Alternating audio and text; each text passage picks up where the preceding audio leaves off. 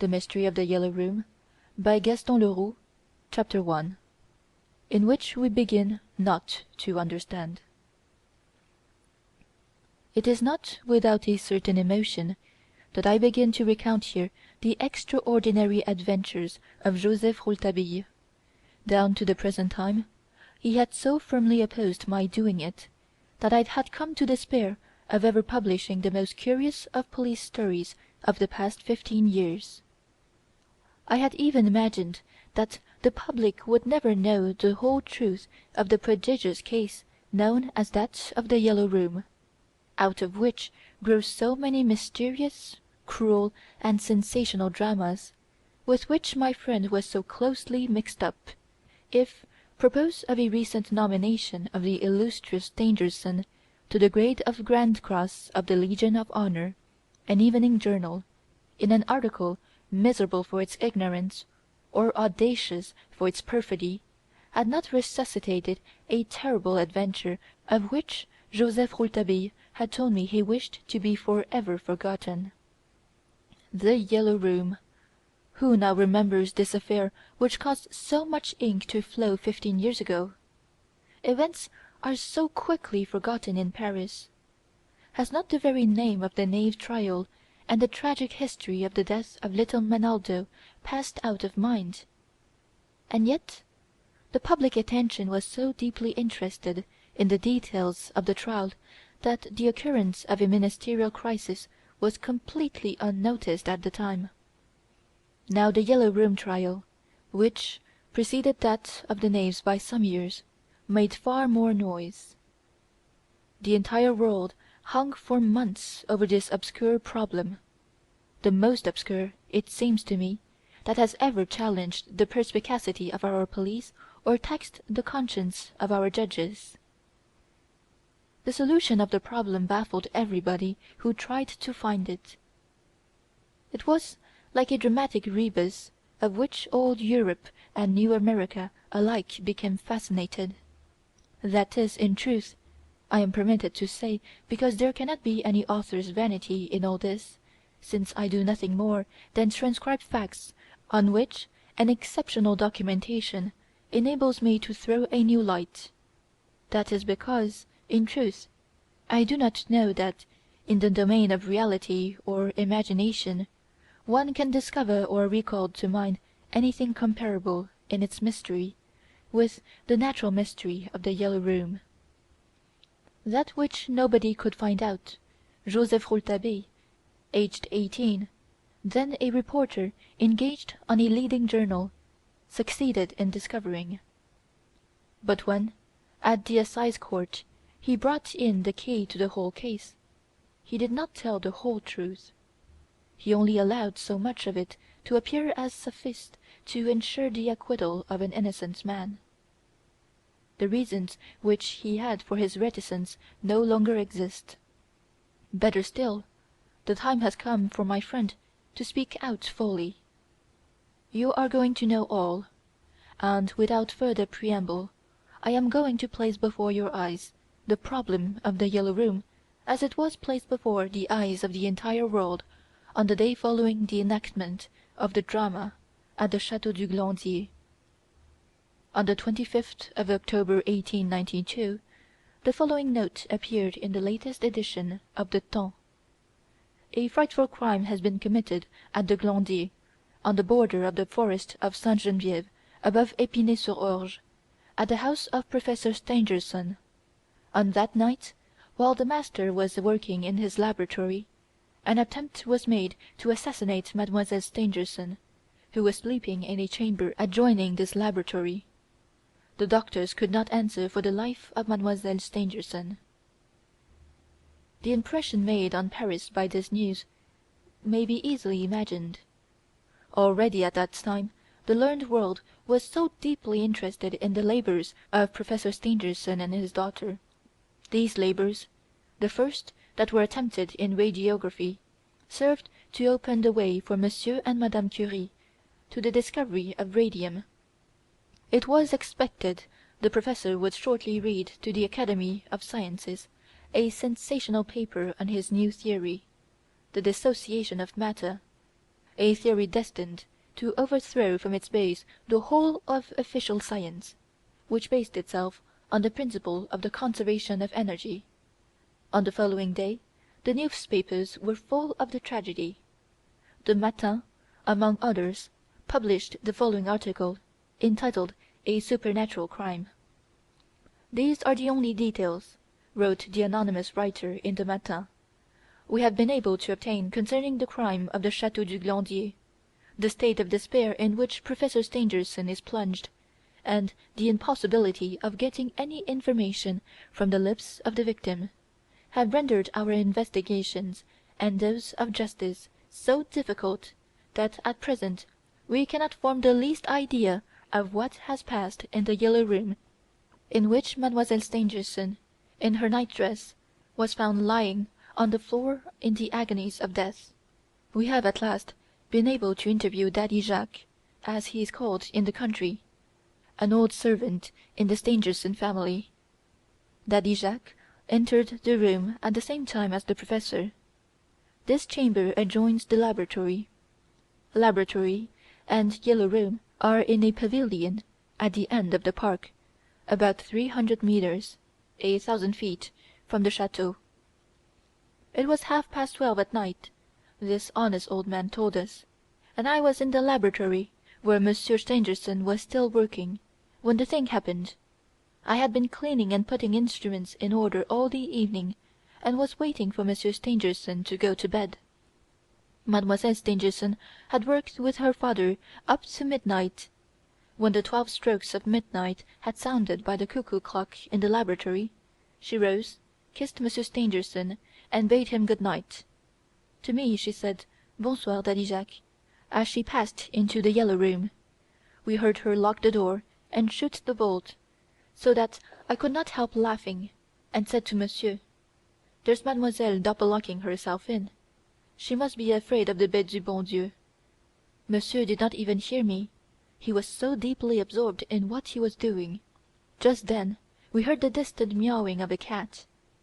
"Is that going to keep us awake all night?" I said to myself, for I must tell you, Monsieur, that to the end of October I live in an attic of the pavilion over the Yellow Room, so that Mademoiselle should not be left alone through the night in the lonely park. It was the fancy of Mademoiselle to spend the fine weather in the pavilion. No doubt she found it more cheerful than the chateau, and for the 4 years it had been built, she had never failed to take up her lodging there in the spring. With the return of winter, Mademoiselle returns to the chateau, for there is no fireplace in the Yellow Room. We were staying in the pavilion then, Monsieur Stangerson and me. We made no noise. He was seated at his desk. As for me, I was sitting on a chair, having finished my work, and looking at him, I said to myself, "What a man! What intelligence! What knowledge!" I attach importance to the fact that we made no noise, for because of that the assassin certainly thought that we had left the place. And suddenly, while the cuckoo was sounding the half after midnight, a desperate clamour broke out in the Yellow Room. There was the voice of Mademoiselle, crying "Murder! Murder! Help!" Immediately afterwards revolver shots rang out, and there was a great noise of tables and furniture being thrown to the ground, as if in the course of a struggle, and again the voice of Mademoiselle calling "Murder! Help! Papa! Papa!" You may be sure that we quickly sprang up, and that Monsieur Stangerson and I threw ourselves upon the door. But alas! it was locked, fast locked, on the inside, by the care of Mademoiselle, as I have told you, with key and bolt. We tried to force it open, but it remained firm. Monsieur Stangerson was like a madman, and truly it was enough to make him one, for we heard Mademoiselle still calling "Help! Help!" Monsieur Stangerson showered terrible blows on the door, and wept with rage and sobbed with despair and helplessness. It was then that I had an inspiration. "The assassin must have entered by the window," I cried. "I will go to the window." And I rushed from the pavilion and ran like one out of his mind. The inspiration was that the window of the Yellow Room looks out in such a way that the park wall, which abuts in the pavilion, prevented my at once reaching the window. To get up to it one has first to go out of the park. I ran towards the gate and, on my way, met Bernier and his wife, the gatekeepers, who had been attracted by the pistol reports and by our cries. In a few words I told them what had happened, and directed the concierge to join Monsieur Stangerson with all speed, while his wife came with me to open the park gate. 5 minutes later she and I were before the window of "The Yellow Room". The moon was shining brightly, and I saw clearly that no one had touched the window. Not only were the bars that protect it intact, but the blinds inside of them were drawn, as I had myself drawn them early in the evening, as I did every day, though Mademoiselle, knowing that I was tired from the heavy work I had been doing, had begged me not to trouble myself, but leave her to do it, and they were just as I had left them, fastened with an iron catch on the inside. The assassin, therefore, could not have passed either in or out that way, but neither could I get in. It was unfortunate enough to turn one's brain. The door of the room locked on the inside, and the blinds on the only window also fastened on the inside. And Mademoiselle still calling for help. No, she had ceased to call. She was dead perhaps, but I still heard her father, in the pavilion, trying to break down the door. With the concierge I hurried back to the pavilion. The door, in spite of the furious attempts of Monsieur Stangerson and Bernier to burst it open, was still holding firm, but at length it gave way before our united efforts. And then, what a sight met our eyes! I should tell you that, behind us, the concierge held a laboratory lamp, a powerful lamp, that lit the whole chamber. I must also tell you, monsieur, that "The Yellow Room" is a very small room. Mademoiselle had furnished it with a fairly large iron bedstead, a small table, a night commode, a dressing table, and 2 chairs. By the light of the big lamp we saw all at a glance. Mademoiselle, in her night dress, was lying on the floor in the midst of the greatest disorder. Tables and chairs had been overthrown, showing that there had been a violent struggle. Mademoiselle had certainly been dragged from her bed. She was covered with blood, and had terrible marks of finger-nails on her throat, the flesh of her neck having been almost torn by the nails. From the wound on the right temple a stream of blood had run down and made a little pool on the floor. When Monsieur Stangerson saw his daughter in that state, he threw himself on his knees beside her, uttering a cry of despair. He ascertained that she still breathed. As to us, we searched for the wretch who had tried to kill our mistress, and I swear to you, monsieur, that, if we had found him, it would have gone hard with him. But how to explain that he was not there, that he had already escaped? It passed all imagination. Nobody under the bed, nobody behind the furniture. All that we discovered were traces, blood-stained marks of a man's large hand on the walls and on the door, a big handkerchief red with blood, without any initials, an old cap, and many fresh footmarks of a man on the floor, footmarks of a man with large feet, whose boot-soles had left a sort of sooty impression. How had this man got away? How had he vanished? Don't forget, monsieur, that there is no chimney in "The Yellow Room". He could not have escaped by the door, which is narrow, and on the threshold of which the concierge stood with the lamp, while her husband and I searched for him in every corner of the little room, where it is impossible for anyone to hide himself. The door, which had been forced open against the wall, could not conceal anything behind it, as we assured ourselves. By the window, still in every way secured, no flight had been possible. What then?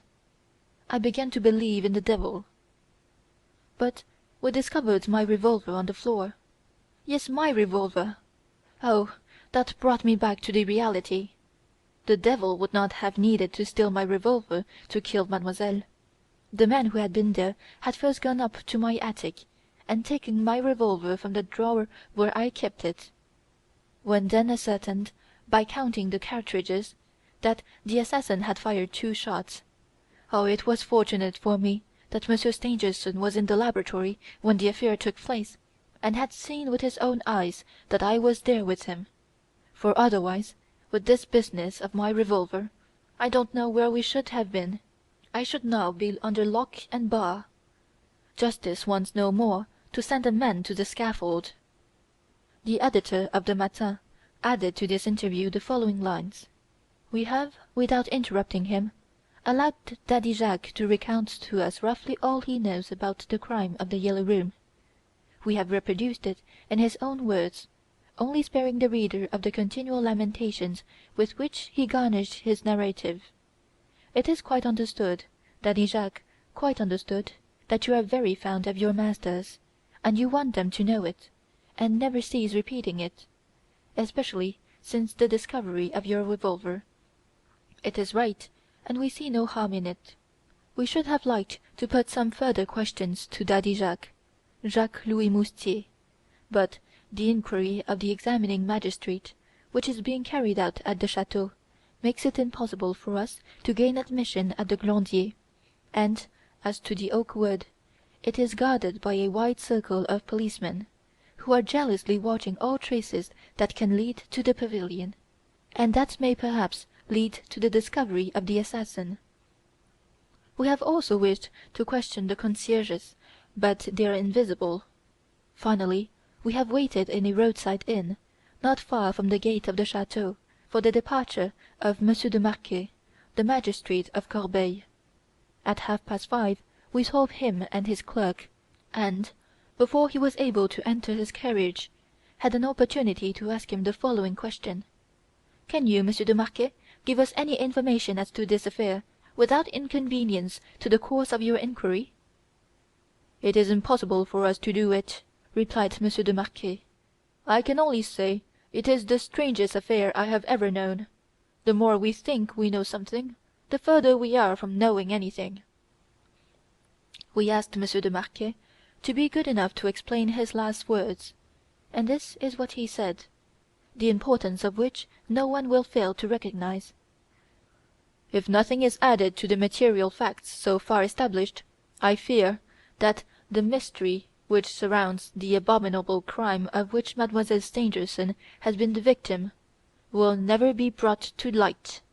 But it is to be hoped, for the sake of our human reason, that the examination of the walls and of the ceiling of the Yellow Room, an examination which I shall tomorrow entrust to the builder who constructed the pavilion 4 years ago, will afford us the proof that may not discourage us.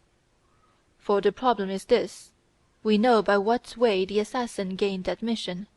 He entered by the door and hid himself under the bed, awaiting Mademoiselle Stangerson. But how did he leave? How did he escape? If no trap, no secret door, no hiding place, no opening of any sort is found, if the examination of the walls, even to the demolition of the pavilion, does not reveal any passage practicable, not only for a human being, but for any being whatsoever, if the ceiling shows no crack, if the floor hides no underground passage, one must really believe in the devil, as Daddy Jacques says."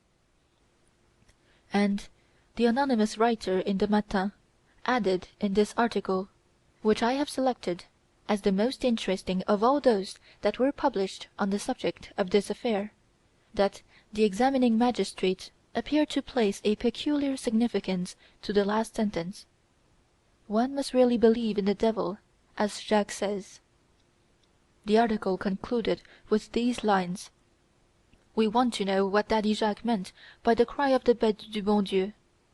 The landlord of the Donjon Inn explained to us that it is the particularly sinister cry which is uttered sometimes at night by the cat of an old woman, Mother Agenoux, as she is called in the country.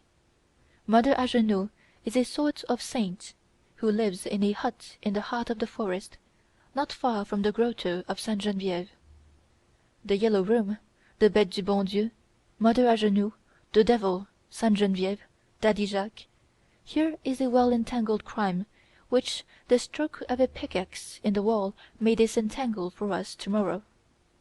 Let us at least hope that, for the sake of our human reason, as the examining magistrate says. Meanwhile, it is expected that Mademoiselle Stangerson, who has not ceased to be delirious and only pronounces one word distinctly, "Murderer! Murderer!" will not live through the night. In conclusion, and at a late hour, the same journal announced that the chief of the Sûreté had telegraphed to the famous detective Frederic Larsan, who had been sent to London for an affair of stolen securities, to return immediately to Paris. End of chapter 1.